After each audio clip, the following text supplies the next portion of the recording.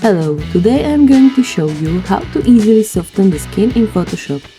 First, choose the healing brush tool to remove the bigger blemishes. Alt-click on the source from where we want to copy.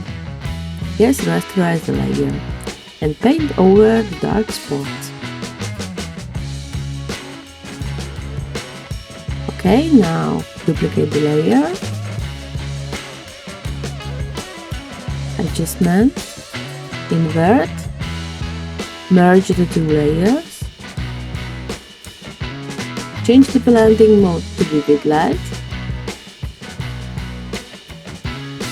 go to filter, other, high pass, set to have everything smooth,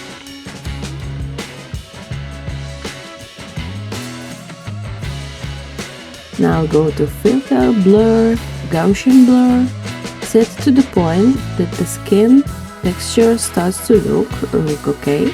Put the layer mask on the layer and invert it. And now we can paint with soft brush and white color on the mask where we want to soften the skin.